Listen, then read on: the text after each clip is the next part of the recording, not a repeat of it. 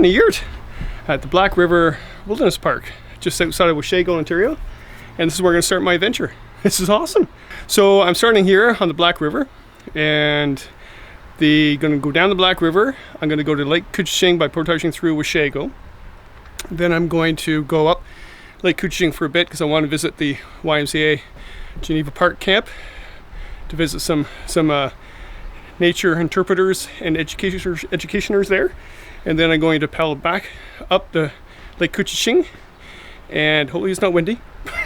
And I'm going to go down the Trent Severn Waterway through, I think, 4 locks. I'm going to go through Sparrow Lake. I'm going to go through a bunch of locks, head out to Georgian Bay for a bit, and then go up to, I think, the North River, some river system up into Coldwater, a small hamlet in farming community near Orillia. So why am I doing this? Well, Chris, a good friend of mine, he used to work for the Friends of Killarney, and now I think he's got a girlfriend. So he moved south, and he's now working for the Ontario Lakes Country Tourism. I'm with Ontario's Lake Country Tourism, and one of our goals is to promote paddling in this beautiful region of Ontario.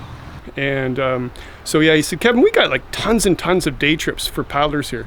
And would you want to document them? I went, absolutely, that'd be great. Well, we thought we'd had to get Kevin down here. I know, Kevin, you're used to more of the wilderness, backcountry experiences, but I think over the next few days, you'll see that this is such an amazing paddling destination, and you'll leave here quite satisfied to tell the story. But how about if I dock them all together in one big trip? And he goes, is that possible? It is. I'm going to prove that. Your story that only Kevin Callan can tell. It's tough roughing it out here. Mosquitoes are bad though, holy jumping. So who are you and where are we?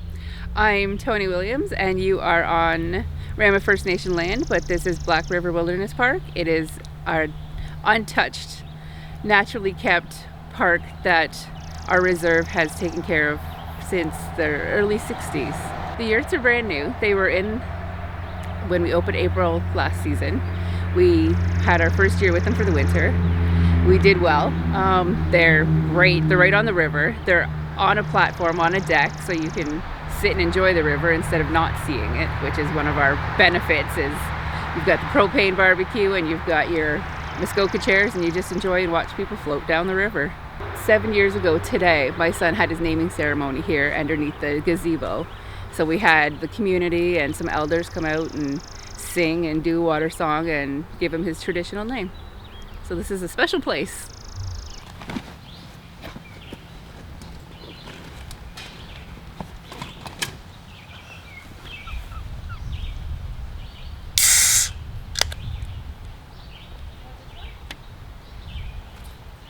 All right, night 1 of my adventure, and I'm going to make up a quick meal because it was a long day driving. Yeah, it was Canada Day, so there's lots of parades going on in town.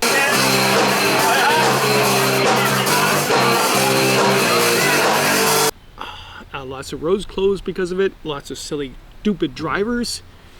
Man, don't drive on the Monday of a long weekend. All right, so yeah. My jet boy. Okay, bugs are bad. I'm going to have just a quick and easy meal. Good to go. I've actually bought these for the last 3 years actually online. I get them online. I'm not one to eat a lot of pre-made meals, but these are good.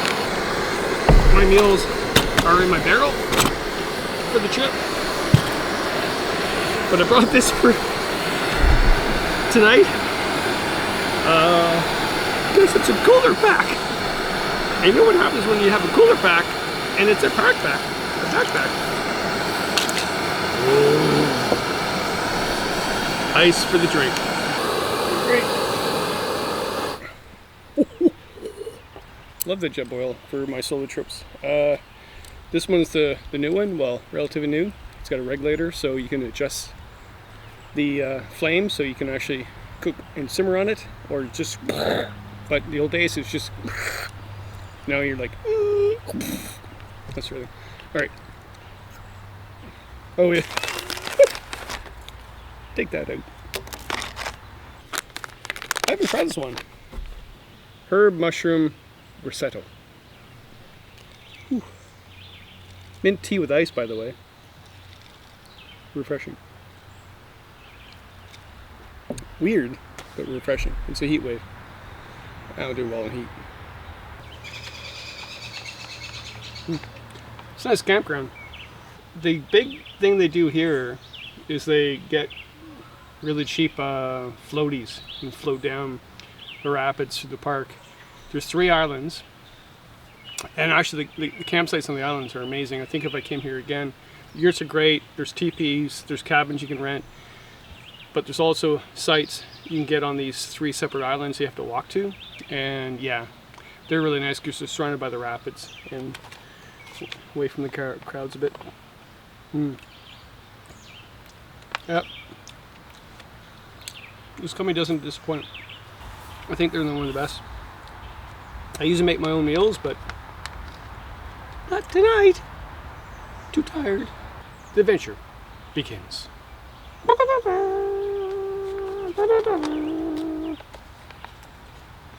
Oh yeah, and no more mint tea. I switched to the whiskey. Okay, you're probably like, what's going on with Kevin? Is he being a Sally girl? Like last year I went on the Thames River down in southwestern Ontario. I had foraged this from my wilderness surroundings. I love that trip, by the way. And now I'm in central Ontario, and my first night is in a yurt. It is a nice yurt. I camped in yurts in Ontario parks before. They're good yurts. This is a better yurt. It's got a, like, I don't know, what's it called? Like a window at the top so you can see the stars. One of the best yurts I've ever, well, it is the best yurt I've ever stayed in. And the view right there, the Black River, right there. It's fantastic. So what's going on? So, well, 2 things. One is, okay, a number of years ago, my Lord, I was just a kid. My mid-20s?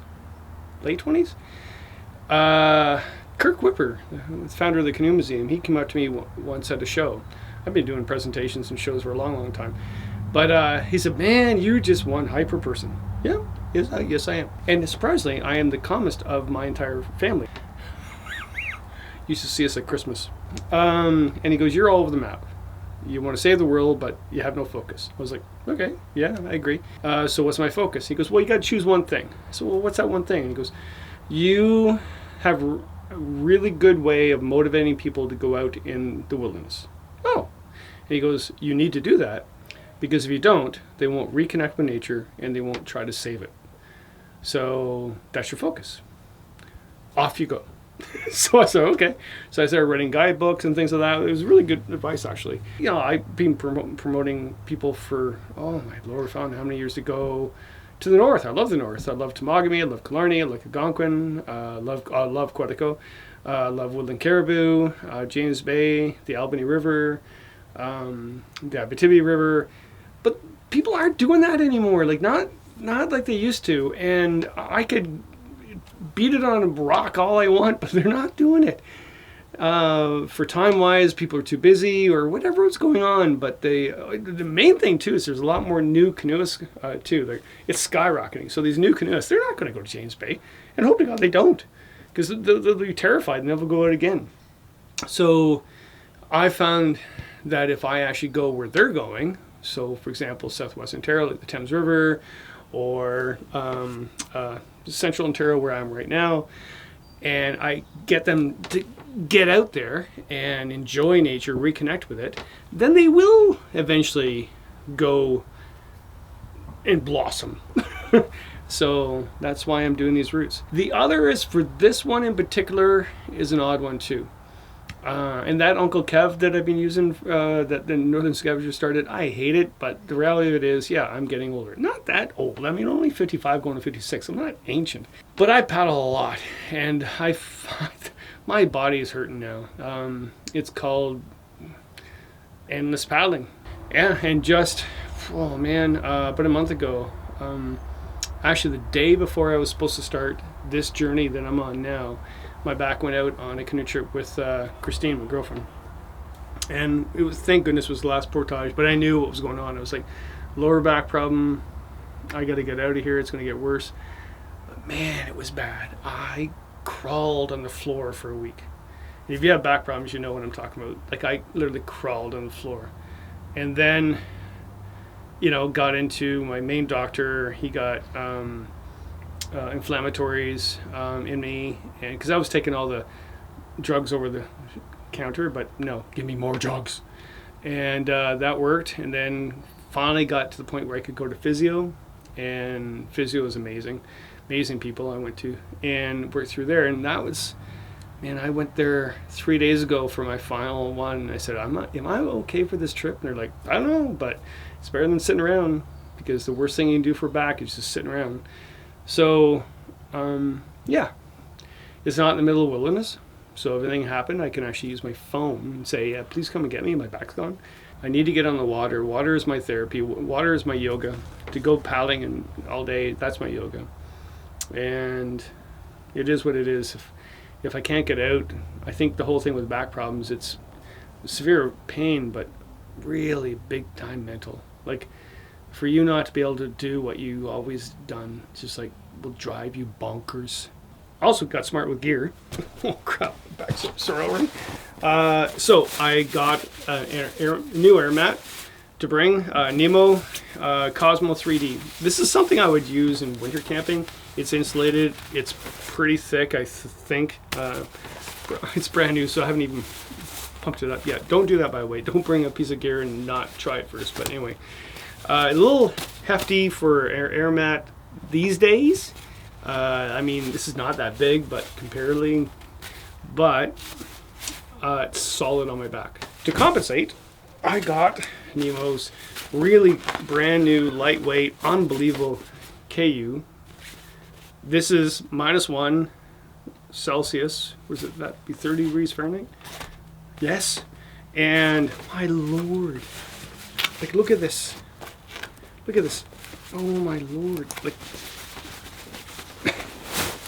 it's a heat wave, by the way. So I'm sleeping right on top of the bag, but tonight.